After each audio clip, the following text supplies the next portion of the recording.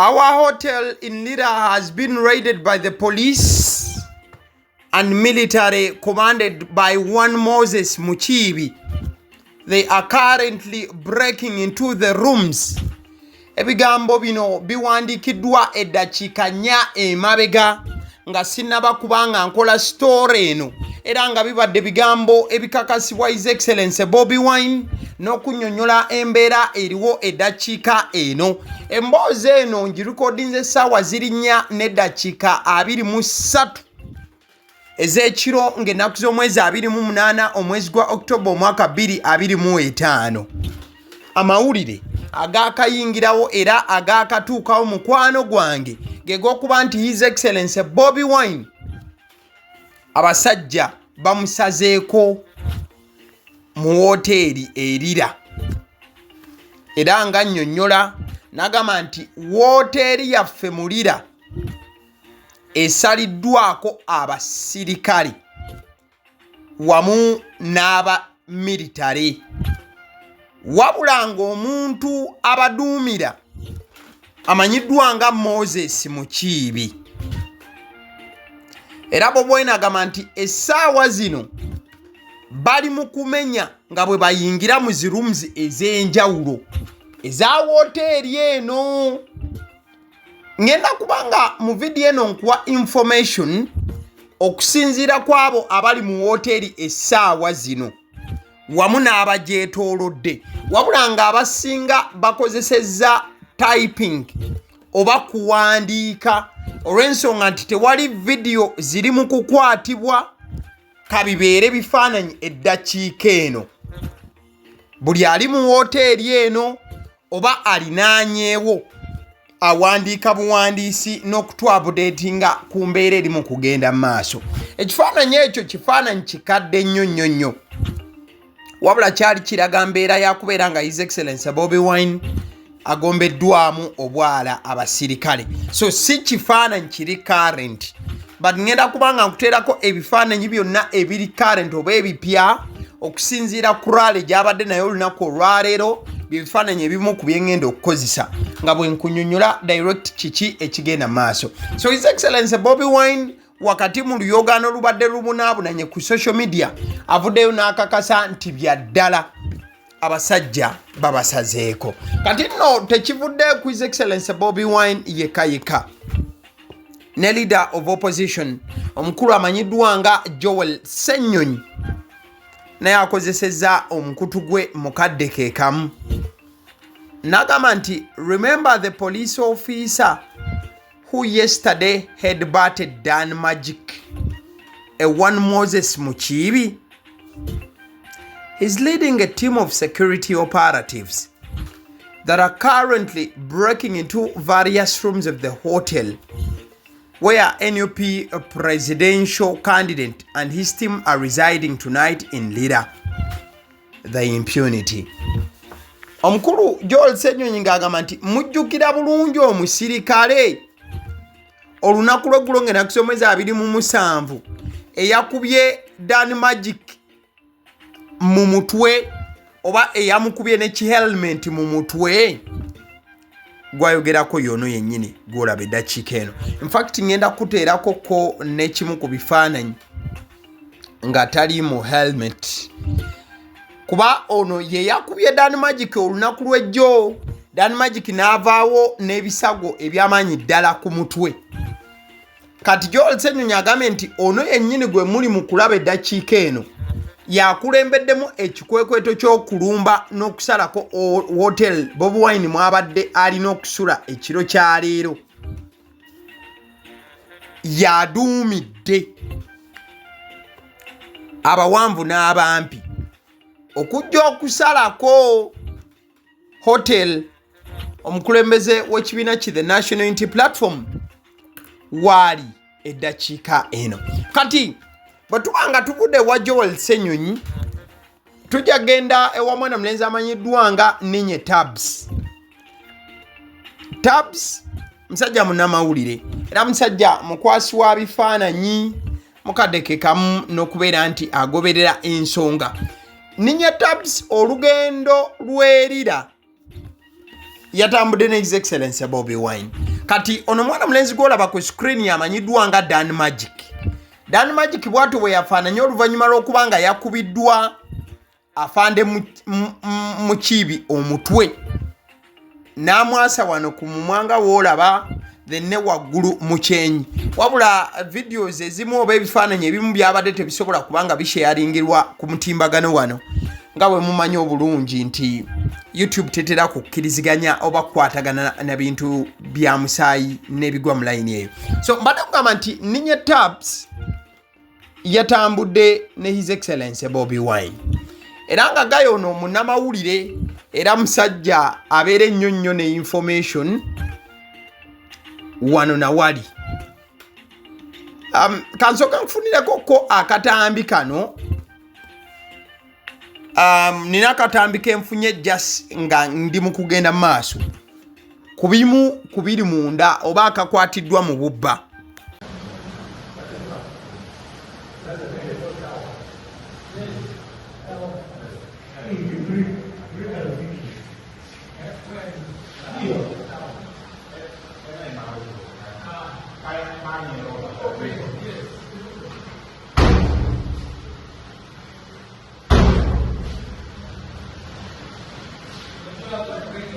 So ako ke katambi akakwatiddwa ku ssaawa 4:20 ez'ekiro kino kyennyini. Mwana mulenzi Ninye Tabs yakataddeyo ng'alaga abasajja ababasazeeko mu woteeri munda.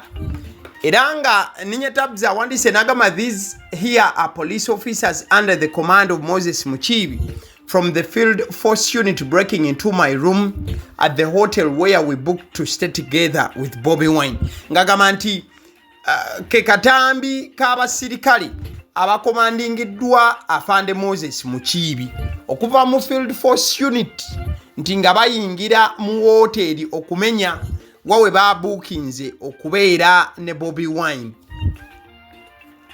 Okutuuka ku bino Ninye Tabs ye yasoose okuba nga breakinga story. Bwe yagamba nti breaking, police is now breaking into the hotel where Bobi Wine is residing in Lira.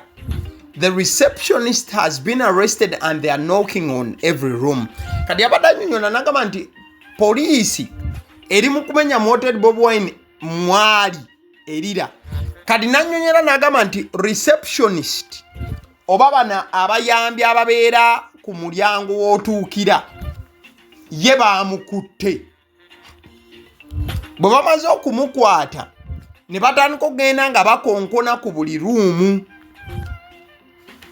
Era Ninye Tabs yagaseko nti they are commanded by FFU's Mukiibi with quite a number of plainclothes operatives and their car number plates are covered. Kati Ninye Tabs ng'annyonnyola nti oluvannyuma lw'okuba nti bakomandingibwa Afande Mukiibi abamu ku bo nti bambadde engoye ez'abantu ba bulijjo nga tebali mu uniform. That is according to Ninye Tabs ali mu hotel wennyini.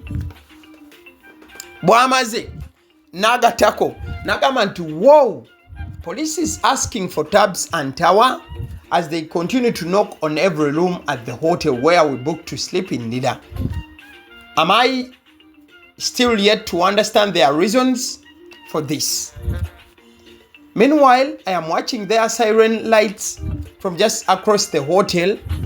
Bamagama gabalinga embwa. Ebyo bigambo biwandiikiddwa Tabs ng'agamba nti poliisi bwe basazeeko oba weesazeeko hotel etandise okubuuza ye erinnya lya Tabs ono nga gwe banoonya, then nga banoonya ne Gayo oli gwe amanyiddwa nga Tower abeera ennyo ku security ya Bobi Wine, Gayo y'omuwanvu, era baadde babuuza agamanya nga bakonkona ku buli ruumu. Kati Tabs abadde yeebuuza nti naye akyali mu kunoonyereza okumanya nsonga ki ebagudde bewandiise abakuumaddembe okuba nga basalako hoteeri eno, era ng'agamba nti ye abadde ayina waali ebbali ng'alengera nga basazeeko hotel mukadde ke kamu n'obugombe wamu n'obutaala bwa poliisi obw'enjawulo. Kati Tabs gayo ninye tabs room gye yabuukinze bagenze okugimenya nga taliimu era gy'olina omumanya still yali mu kuwa updates ne kali ka video kenkulaze era agamba nti the room I had booked to sleep in here in Lira is being broken into by police right now. Of course they will find it as empty as the naga nti bajja gisanga nga nkalu ng'emitwe egyabagikebedde.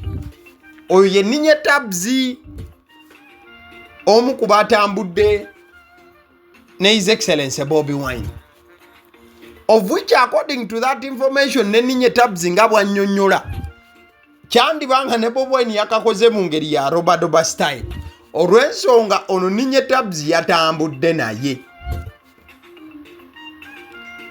Update endala eri mu kuvaayo as I'm recording. Electricity has been switched off in the area where the hotel is located. The same hotel where President His Excellency Bobi Wine and some team members were to spend the night. Their mission remains unclear. Amasanyalaze hoteli weeri gaggiddwako mu area wonna. Hotel Bobi Wine mwabadde alina okubeera nti asula, wabula bonna abaliwo bagamba nti oba beebuuza kiki ddala ekiri mu kugenda mu maaso, ekigendererwa kyandiba ki? What could be the problem? Mukadde ke kamu mwana mulenzi atambulira ku gaali y'omukulu amanyiddwa nga Pius.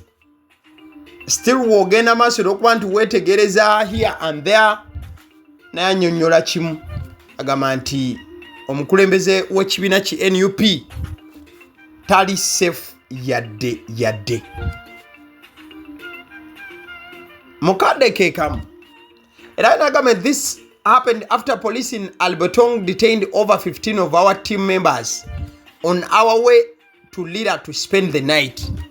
At the moment we have no idea where they have been taken. Nti waliwo ne bammemba 15 abakwatiddwa police mu Albertong era gye batwaliddwa nayo tewannamanyika.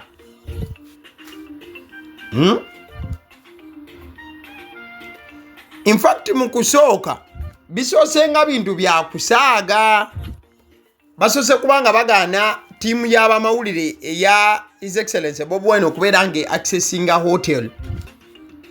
Kati ebiddiridde abaliwo kwe kutandika okufuna information nti mu ddakiika eziddako search ebadde yakubanga ekolebwa ku hotel eddakiika eno. So when reporting bino obudde buno bwa kiro essaawa zino kumpi zoolekera 5, but ate ebyo nga byebiri erira eddakiika eno. Ebintu si birungi eri His Excellency Bobi Wine ate era mukadde ke kamu wamu ne tiimu ye nga bwe baatambudde. Ebintu tebinna looking clear at all olw'ensonga bakyebuuza kiki ekyandiba okubanga basaliddwako essaawa zino mu bitundu by'erira.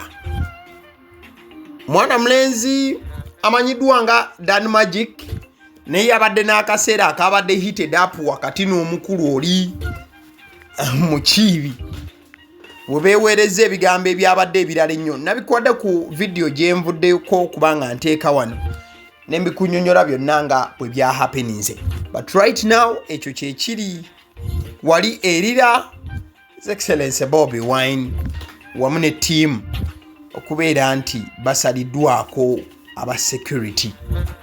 Dhonga ensonga enkulu lwaki basaliddwako tennaba kubanga etegeerekeka. yadde okumanyika mukwano gwange. Njagala okutegeeza ku bannaffe aba Honey Bites.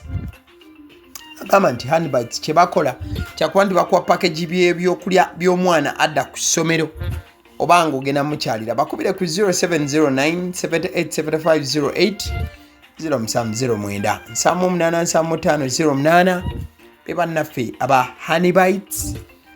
Baina bagia daddies, binyeebwa, mawogola, decorated donuts, cupcakes n'ebyokulya ebirala bingi nnyo mu package y'abaana. Mukadde kamjagala kutegeeza ku Alson Painters UG bo basiizi ba langi ku 0705 193636 obeera obafuna butereevu nnyo nnyini ddala mukwano gwange ali mu kulaba eddakiika eno.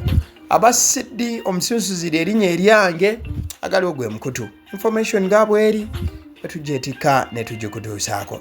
Thank you.